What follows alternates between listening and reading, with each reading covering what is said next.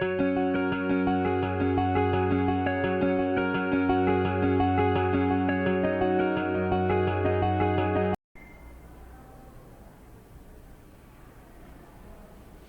Students, या लेक्चरमध्ये आपण हायड्रोकार्बन्स या टॉपिकमधला शेवटचा पार्ट पाहणार आहोत, aromatic hydrocarbons.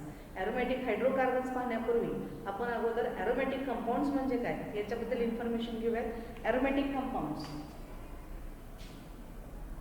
The word aroma, the meaning of aroma, it is pleasant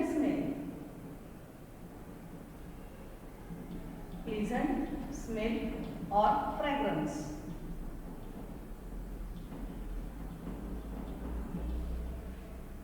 in old days म्हणजे जुन्या काळी ज्या कंपाऊंड्सना प्लेझंट स्मेल आहे किंवा फ्रॅग्रन्स आहे, चांगला सुवास आहे, अशा कंपाऊंड्सना त्याला ग्रीक लेटर्समध्ये किंवा ग्रीक लँग्वेजमध्ये ॲरोमा म्हटलं जायचं. ॲरोमा म्हणजेच काय तर प्लेझंट स्मेल किंवा fragrance.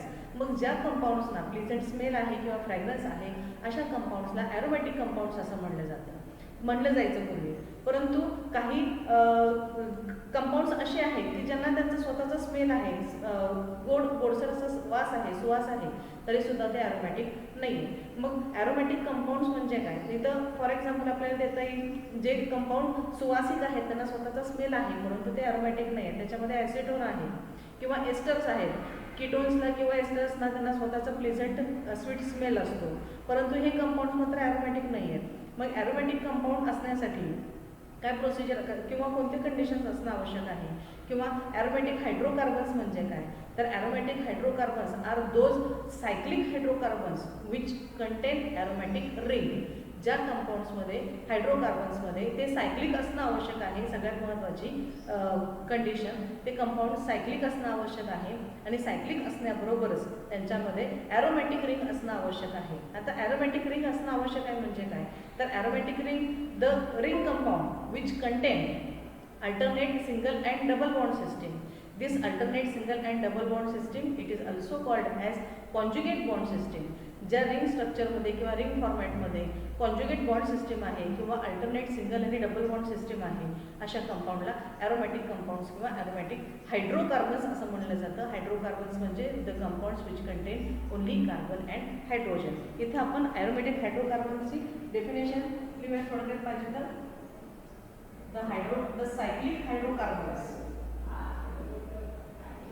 the cyclic hydrocarbons,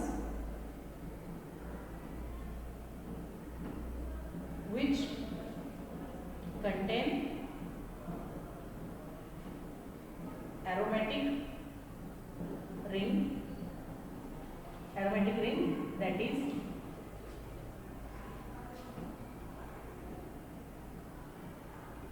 alternate carbon-carbon double bond and carbon-carbon single bond system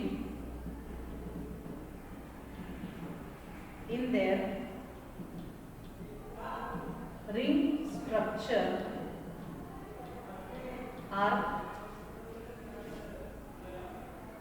called as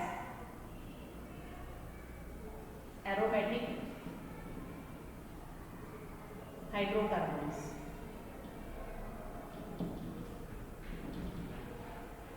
ज्या कंपाऊंड्समध्ये ॲरोमॅटिक कार्बन आणि हायड्रोजन हे दोनच इलिमेंट्स आहेत, प्लस त्यांचं नेचर जे आहे किंवा स्ट्रक्चर जे आहे ते सायक्लिक कंपाऊंड्स आहेत, प्लस हे सायक्लिक असण्याबरोबरच त्यांच्यामध्ये अल्टरनेट कार्बन डबल बॉन्ड आणि कार्बन सिंगल बॉन्ड, या अल्टरनेट डबल बॉन्ड आणि सिंगल बॉन्ड सिस्टीमला कॉन्जुगेट बॉन्ड सिस्टीम असं पण म्हटलं जातं.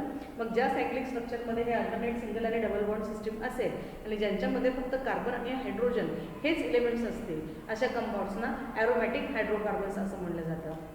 आणि या ॲरोमॅटिक हायड्रोकार्बनचं simplest aromatic hydrocarbon it is for example benzene. आपल्या सर्वांना माहिती आहे. आणि या ॲरोमॅटिक हायड्रोकार्बन्स या टॉपिकमध्ये आपल्याला बेसिकली बेन्झीनच्या प्रॉपर्टीज आणि मेथड्स ऑफ प्रिपरेशन बेन्झीनच्या स्टडी करायच्या आहेत. Here the structure of benzene is like this. It is first example benzene, another example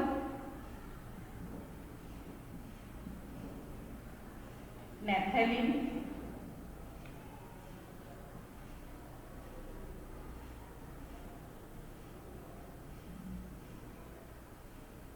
in this compound two benzene rings are fused with each other. Another example, anthracene, in anthracene three benzene rings are fused with each other.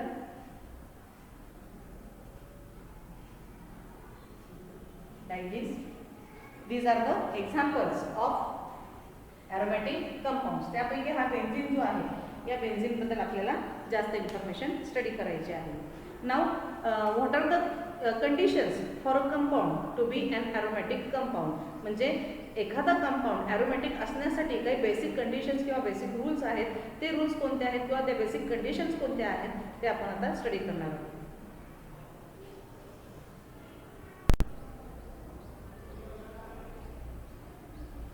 Now here these are the three basic conditions for a compound to be aromatic. म्हणजे एखादा compound aromatic असण्यासाठी त्याला कोणकोणत्या conditions किंवा कोणकोणते criteria follow करणं आवश्यक आहे त्या सगळ्या कंडिशन्स इथं घेतलेल्या आहेत. The first condition is the compound must be cyclic and planar. म्हणजे ते कंपाऊंडचे ओपन चेन असला पाहिजे, त्याची कंप्लीट सायकल तयार झालेली असली पाहिजे किंवा रिंग कंपाऊंड असला पाहिजे.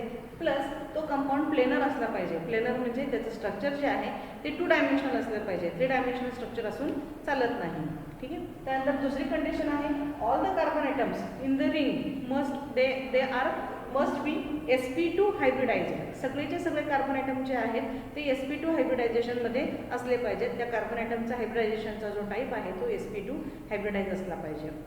त्यानंतर तिसरी कंडिशन आहे it must follow Huckel's rule. Huckel's rule is the rule which gives information about the number of pi electrons. पाय इलेक्ट्रॉन्सच्या नंबरबद्दल ही इन्फॉर्मेशन देणारा जो रूल आहे त्याला हकल्स रूल असं म्हणलं जातं. आता पाय इलेक्ट्रॉन्स म्हणजे काय, तर पाय बॉन्डच्या फॉर्मेशनमध्ये जे इलेक्ट्रॉन इन्व्हॉल्व होतात त्यांना पाय इलेक्ट्रॉन्स असं म्हणलं जातं. कोणत्याही बॉन्ड फॉर्मेशनसाठी सिंगल बॉन्ड फॉर्मेशन जरी लागणार असेल आपल्याला, सिंगल बॉन्ड फॉर्मेशनसाठी 2 इलेक्ट्रॉनची आवश्यकता असते.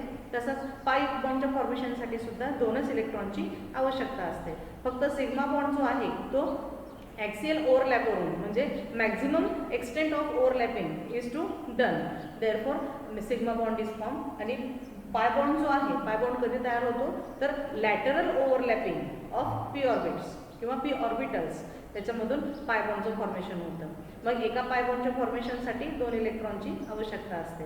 आणि जे इलेक्ट्रॉन्स पाय बॉन्डच्या फॉर्मेशनमध्ये इन्व्हॉल्व होतात त्यांना पाय इलेक्ट्रॉन्स असं म्हणलं जातं. Now what about the Huckel's rule. Huckel's rule म्हणजे काय, तर इथं फॉर्म्युला दिलेला आहे that is 4n+2 is equal to number of pi electrons. म्हणजे या फॉर्म्युल्यामध्ये 4n+2 या फॉर्म्युल्यामध्ये जेव्हा आपण डिजिट्स एंटर करतो, काही व्हॅल्यू एंटर करतो, that is equal to number of pi electrons. हे जे आहे ते पाय इलेक्ट्रॉन्सचे equal to number of pi इलेक्ट्रॉनची संख्या आपल्याला मिळून जाते. आता या ठिकाणी here n is an integer. Integer म्हणजे कंप्लीट व्हॅल्यू, तिथं फ्रॅक्शन वगैरे काही चालत नाही. आणि n it is equal to 0, 1, 2, 3 और etcetera.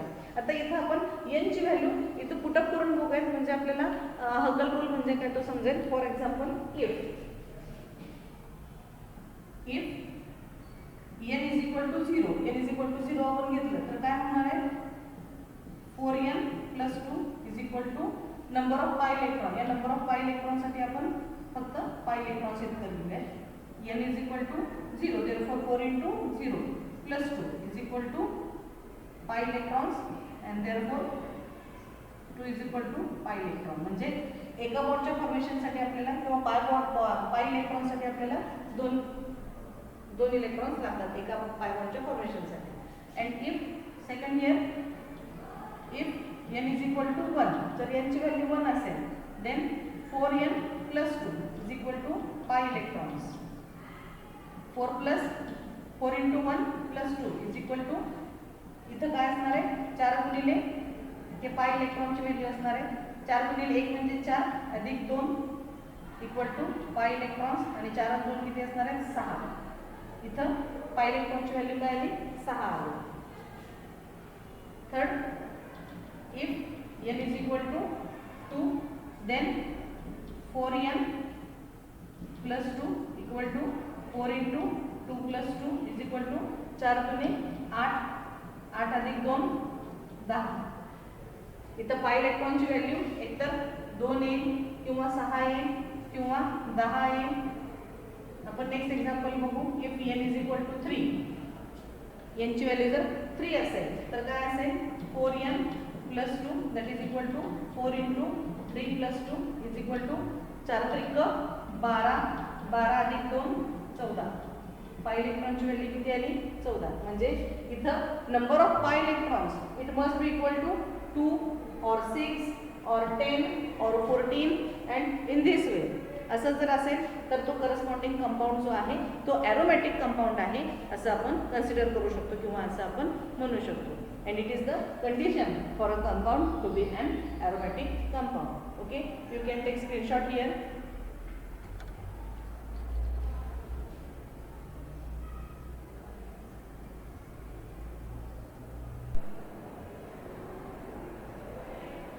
Now the next point is structure of benzene. आता structure of benzene मध्ये आपल्याला बेन्झीनचं स्ट्रक्चर बघायचे आहे according to the resonating structures. बेन्झीनचं स्ट्रक्चर म्हणजे रेझोनेटिंग स्ट्रक्चर प्रमाणे जर बेन्झीनचं स्ट्रक्चर आपल्याला ड्रॉ करायचं असेल तर we can draw the structure of benzene like this. It is hexagonal ring structure. at each corner of the hexagon there are carbon atoms. म्हणजे फॉर एक्झाम्पल आपण असं जर लिहिलं it is hexagonal ring structure.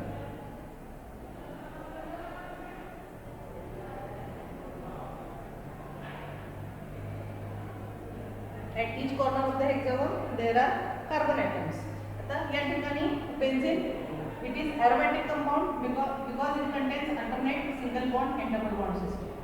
म्हणजे हे जे दोन carbon item आहेत या दोन कार्बन ॲटम पैकी याच्यामध्ये जर डबल बॉन्ड असेल तर पुढच्या दोन कार्बनमध्ये सिंगल बॉन्ड असणार. इथं सिंगल बॉन्ड असल्यामुळे इथं डबल बॉन्ड येणार. इथं सिंगल बॉन्ड असल्यामुळे इथं डबल बॉन्ड येणार. It is alternate double bond and single bond system. Here molecular formula of benzene.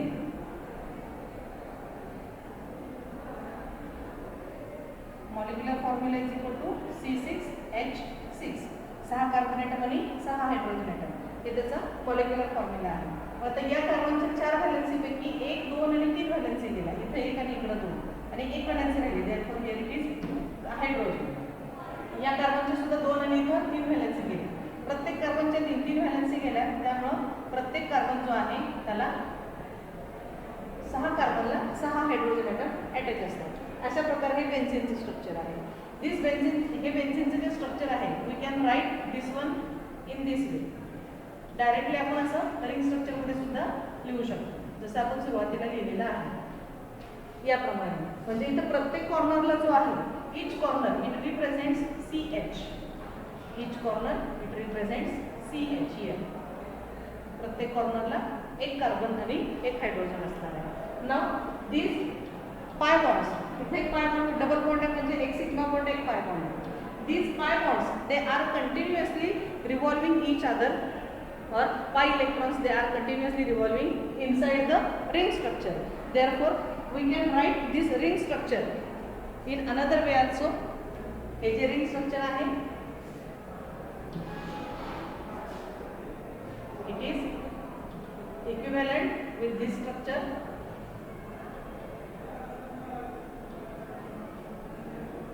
This structure again it is equivalent with this structure. आता या ठिकाणी डबल बॉन्ड आहे. Carbon carbon double bond. This carbon carbon double bond may change this position and take the position at the next carbon. इथला double bond इथे change होऊ शकतो. हा double bond इकडे चेंज होतो आणि हा डबल बॉन्ड इकडे चेंज होतो. It is structure 1 and it is structure 2. These two structures are continuously interchanging with each other. Hence, they are in dynamic equilibrium with each other. याला काय म्हटलं जातं? These two structures are dynamic in equilibrium with each other. These two structures are resonating structures. These two structures are resonating structures. तुम्ही असं काढा किंवा असं काढा. दोन्हीपैकी कोणतंही काढलं तरी स्ट्रक्चर बरोबर. And these two structures they are equivalent with again two structures in here. Here it is hexagonal ring, and या hexagonal ring मध्ये आपण the pi electrons are continuously revolving in within the cycle hexagonal ring. हे आपण अशा cyclic form मध्ये पण लिहू शकतो, किंवा we can write this one in this way.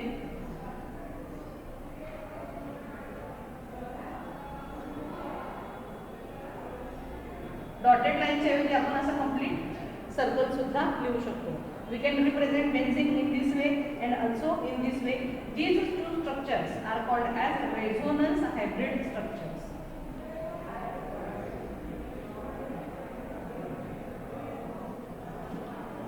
These two structures are called as resonance hybrid structures. Resonating structure त्याच्यामध्ये pi bond continuously interchanging with each other, आणि रेझोनन्स हायब्रिड म्हणजे आपण कुठेही त्याला कंटिन्युएशन किंवा फॉर्म पाय बॉन्डचं फॉर्मेशन दाखवू शकत नाही, अशा ठिकाणी आपण याला रेझोनेटिंग स्ट्रक्चर किंवा रेझोनन्स हायब्रिड स्ट्रक्चर असं म्हणतो. We can represent benzene in this way also and we can represent benzene in this way also. Okay.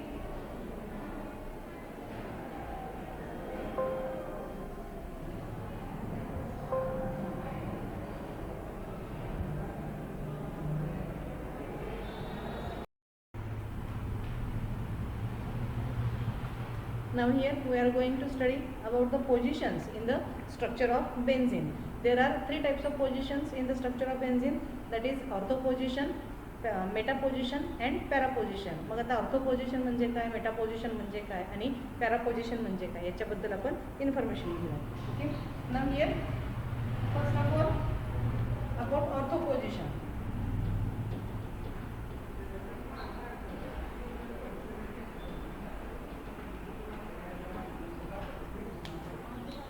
It is the structure of benzene. Here it is the structure of benzene.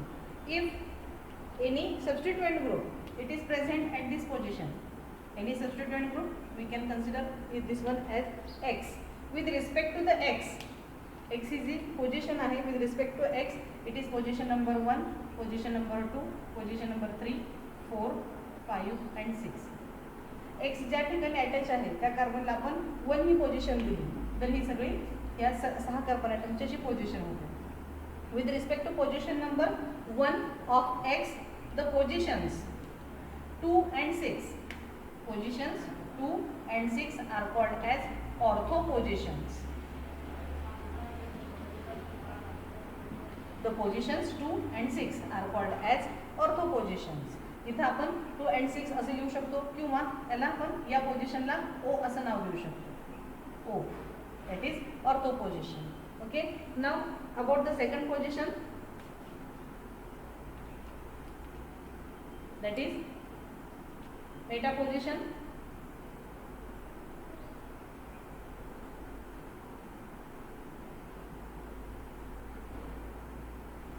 Meta position बद्दल आपल्याला जी information घ्यायची आहे त्याच्याबद्दल बघूयात आपण.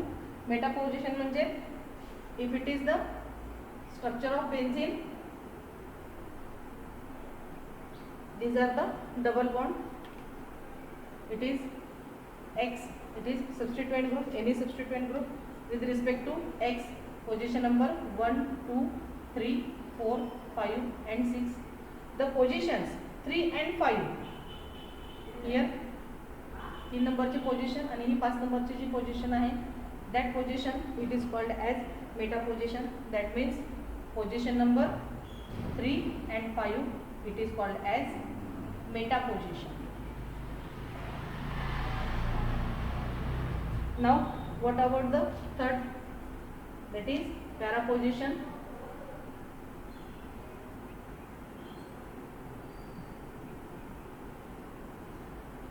आता para position म्हणजे काय, if it is the structure of benzene,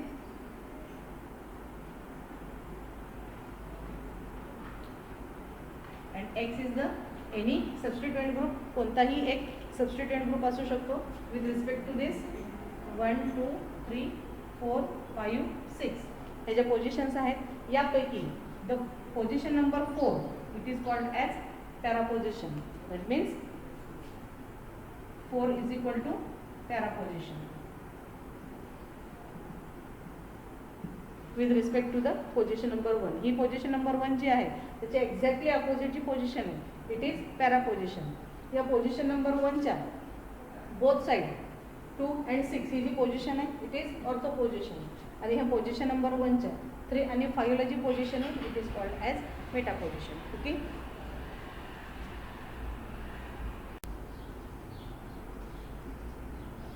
Now here we are going to see about the methods of preparation of benzene. There are 3 methods of preparation of benzene. First of all, from ethine. Ethine it is also commonly known as, common name of ethine it is acetylene. Commonly it is known as acetylene. Ethine पासून आपण benzene बनवू शकतो. ती process जी आहे it is cyclic ट्रायमरायझेशन. म्हणजे 3 ॲसिटिलीनचे 3 molecule combine होतात in cyclic manner. Cyclic फॉर्ममध्ये ते एकमेकांशी कंबाईन होतात आणि 3 मॉलिक्यूल लागतात, त्यामुळं ट्रायमरायझेशन असं म्हणलेलं आहे. आणि 3 सायक्लिक फॉर्ममध्ये 3 ॲसिटिलीन मॉलिक्यूल कंबाईन झाल्यामुळं तयार होणारा जो कंपाऊंड आहे तो आहे benzene. Now second one is from sodium benzoate. Benzoate म्हणजे हा एस्टर आहे कुणाचा, बेन्झोइक ॲसिडचा सोडियमचं सॉल्ट म्हणजे सोडियम बेन्झोएट. या सोडियम बेन्झोएटचं डिकार्बॉक्झिलेशन होतं. डिकार्बॉक्झिलेशन, इथं डी या शब्दाचा अर्थ काय होतो, डी म्हणजे रिमूव्ह होणे किंवा निघून जाणे आणि कार्बॉक्झिलेशन म्हणजे या कंपाऊंडमधून कार्बॉक्झिलिक ॲसिड किंवा CO2 कार्बन डायऑक्साईड हा रिमूव्ह होतो, CO2 ग्रुप रिमूव्ह होतो. Therefore it is called as decarboxylation reaction. या सोडियम बेन्झोएटमधून कार्बॉक्झिलिक ॲसिड किंवा CO2 हा निघून जातो. Therefore it is decarboxylation reaction. And the third one is from phenol. फिनॉलचं रिडक्शन केल्यानंतर आपल्याला बेन्झीन हा कंपाऊंड मिळतो. Okay. Now we will see the methods one by one. Here it is the first method of preparation of benzene, that is from acetylene or ethine by cyclic trimerization. आता या रिॲक्शनमध्ये काय होते किंवा या रिॲक्शनसाठी question कसा विचारला जातो, how will you obtain benzene from acetylene. अशा प्रकारचा स्ट्रेट फॉरवर्ड क्वेश्चन असेल किंवा दुसऱ्या क्वेश्चनचा जो पॅटर्न आहे त्याच्यामध्ये कसा प्रश्न विचारला जाऊ शकतो, what will happen when acetylene is heated in red hot iron tube. अशा प्रकारचा पण प्रश्न विचारला जाऊ शकतो. दोन्हीही प्रश्न विचारले तरी त्याचं उत्तर एकच असणार आहे. इथं ॲन्सरमध्ये आपल्याला काय लिहायचं आहे तर ॲसिटिलीन और इथाईन दोन्हीपैकी कोणताही एक शब्द तुम्ही यूज करू शकता. व्हेन इट इज पास्ड, किंवा ॲसिटिलीन हा गॅस असतो, when it is passed through red hot iron tube at 873 kelvin temperature. या ठिकाणी हे red hot iron tube at 873 kelvin temperature हे शब्द महत्त्वाचे आहेत. When it is passed through red hot iron tube at 873 Kelvin temperature, it undergo cyclic trimerization and it gives benzene. या ठिकाणी या रिॲक्शनमध्ये ॲसिटिलीनचे 3 मॉलिक्युल्स आपल्याला यूज करावे लागतात. हाऊ दे आर, आपल्याला for the sake of simplification, आपल्याला समजावं म्हणून, सिम्प्लिफाय व्हावं म्हणून आपण थोडंसं वेगळ्या पद्धतीनं ॲसिटिलीनचे मॉलिक्यूल लिहू शकतो. आपण हे डायरेक्ट असं जरी लिहिलं ॲसिटिलीन मॉलिक्यूल किंवा इथाईन मॉलिक्यूल असं लिहिलं तरी चालतं, पण आपल्याला समजण्यासाठी सोपं जावं त्यामुळे आपण थोडंसं वेगळ्या फॉर्मॅटमध्ये लिहिणार आहोत. ते म्हणजे इट इज कार्बन, हायड्रोजन,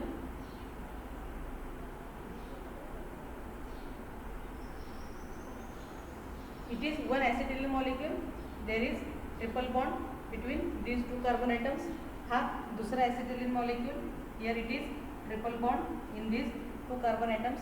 हा तिसरा acetylene चा molecule, there is triple bond in these 2 carbon atoms. म्हणजे 3 acetylene molecule सरळ लिहिण्यापेक्षा आपण ह्या बेन्झीनच्या फॉर्मॅटमध्ये, बेन्झीनचं स्ट्रक्चर ज्या पद्धतीने असतात त्या फॉर्मॅटमध्ये आपण हे लिहिलेलं आहे. हियर इट इज ॲसिटिलीन और you can call this one as ethine. Ethine is the IUPAC name for acetylene. आता या ठिकाणी काय होतं, the due to heating in red hot iron tube, the triple bond it gets shifted किंवा या ॲसिटिलीन molecule मधले जे कार्बन ॲटम आहेत या कार्बन ॲटम मध्ये बॉन्ड तयार होतो. हा बॉन्ड तयार होताना हा जो ट्रिपल बॉन्ड आहे, ट्रिपल बॉन्ड पैकी एक बॉन्ड या 2 कार्बनच्या मध्ये शिफ्ट होतो. या मॉलिक्यूल मधल्या ट्रिपल बॉन्ड पैकी एक बॉन्ड या 2 मॉलिक्यूलच्या कार्बनमध्ये शिफ्ट होतो.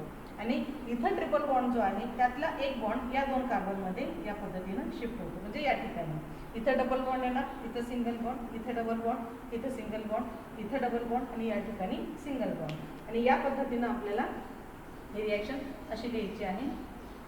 It is acetylene molecule, it is heated in red hot iron tube.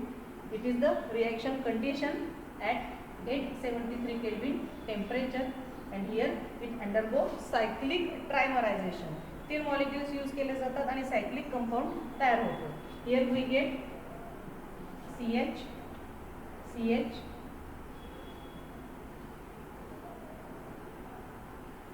आता या ठिकाणी 2 बॉन्ड असणार आहेत म्हणजे इथं carbon carbon double bond, triple bond पैकी एक बॉन्ड या ठिकाणी शिफ्ट झाला म्हणजे इथं डबल बॉन्ड, इथं पुन्हा या दोघांच्या मध्ये डबल बॉन्ड, ट्रिपल बॉन्ड पैकी एक बॉन्ड या ठिकाणी शिफ्ट झाला, पुन्हा या ठिकाणी डबल बॉन्ड,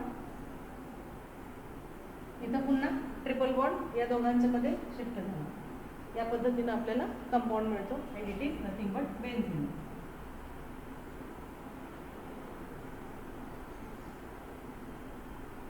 हे तुम्ही असं लिहा किंवा डायरेक्ट बेन्झीनचं स्ट्रक्चर असं काढलं तरी चालेल.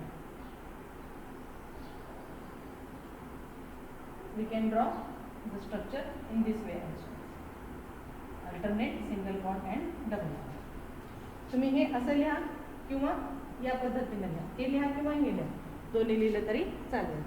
Now here acetylene when it is passed through red hot iron tube at 873 Kelvin temperature, it is converted into benzene.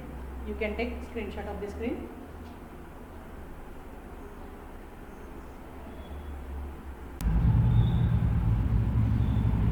Now here we are going to study the next method of preparation of benzene, that is from sodium benzoate. Sodium benzoate पासून डिकार्बोक्सिलेशनच्या मेथडने आपल्याला benzene prepare करता येतो.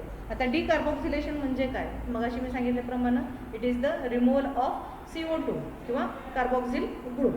How it removes इथं बघूयात आपण. इथं या ठिकाणी प्रश्न कसा विचारला जाऊ शकतो परीक्षेला, तर हा प्रश्न सर्वात जास्त वेळा परीक्षेला विचारला जातो, what is the action of soda lime on sodium benzoate. कारण सोडा लाईम म्हणजे काय हे आपल्याला लक्षात येणं आवश्यक आहे. सोडियम बेन्झोएटवरती सोडा लाईमची रिॲक्शन काय होणार आहे, अशा प्रकारचा प्रश्न आहे. तर या क्वेश्चनचा आन्सर काय असेल, when sodium benzoate is heated with soda lime it undergo decarboxylation and it gives benzene. आता सोडा लाईम म्हणजे काय, तर it is the mixture of NaOH. NaOH म्हणजे सोडियम हायड्रॉक्साईड आणि CaO. CaO म्हणजे कॅल्शियम ऑक्साईड. CaO म्हणजे calcium oxide म्हणजे चुनखडक. चुनखडक म्हणजेच कॅल्शियम ऑक्साईड आणि हा कॅल्शियम ऑक्साईडला आपण लाईम पण म्हणतो. लाईम आणि हा sodium, it combinedly it called as soda lime. हा लाईम आणि हा sodium, therefore it is soda lime. आता हिची रिॲक्शन कशी होते ते आपण बघूया. Sodium benzoate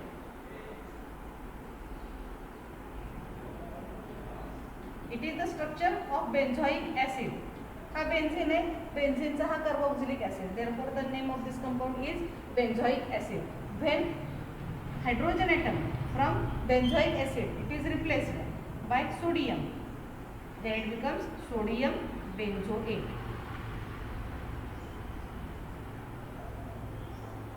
The name of the compound is sodium. हा सोडियम आणि हा बेन्झोएट, कारण हा एस्टर ग्रुप झाला. C डबल बॉन्ड O हा एस्टर ग्रुप झाला, एस्टर तयार होतोय आणि सोडियमचा एस्टर बेन्झोइक ॲसिडचा सोडियम एस्टर तयार होतोय, therefore the name is sodium benzoate. When it is heated with soda lime it is mixture of NaOH and calcium oxide CaO.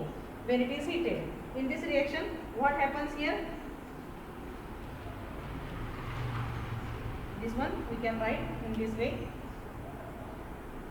for the sake of simplification, आपल्याला सोपं जावं म्हणून. Here हा COONA आणि हा NaO हे सगळे बाहेर पडतात. कार्बोक्सिलिक ॲसिड किंवा CO2 ग्रुप जो आहे तो बाहेर पडतो आणि हा हायड्रोजन जो आहे, this hydrogen gets added to this substituted position. हा सबस्टिट्यूटेड पोझिशन आहे, या ठिकाणी हा हायड्रोजन ॲड होतो and here we get benzene as our product plus इथं हा 1 आणि हे 2 Na2, हा कार्बन C आणि 2 आणि 1 3 oxygen Na2CO3.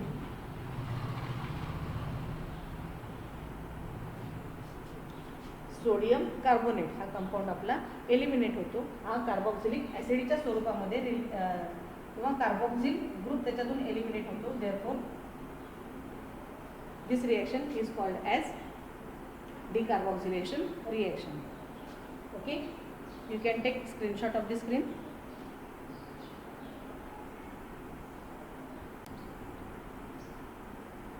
Now here it is the third method of preparation of benzene, that is from phenol by reduction. या ठिकाणी प्रश्न कसा विचारला जाऊ शकतो, हाउ विल यू ऑब्टेन और प्रिपेअर बेन्झीन फ्रॉम फिनॉल. आता फिनॉलचं पासून आपल्याला बेन्झीन तयार करायचं आहे. त्याबद्दल आपण कसं तयार करू शकतो, तर इथे या ठिकाणी या क्वेश्चनचा आन्सर काय असेल, व्हेन वेपर्स म्हणजे वाफ, when vapours of benzene are passed over heated zinc dust, then it undergo reduction म्हणजे addition of hydrogen and it gives benzene as our product. How the reaction takes place, we can see here.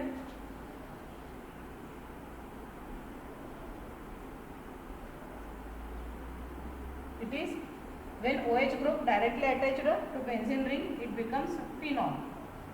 Functional group मध्ये आपण हे सगळं बघितलेलं आहे. When the vapors of phenol are passed over zinc dust, heated zinc dust, हा oxygen zinc बरोबर combine होतो आणि हा हायड्रोजन डायरेक्टली या रिंगला अटॅच होतो. And here we get benzene as our product and ZNO as the side product. Phenol, when the vapors of phenol are passed over, here when the vapors of phenol, so we have to take here phenol, when the vapors of phenol are passed over heated zinc dust, then it undergo reduction and it gives benzene as our product. You can take screenshot here.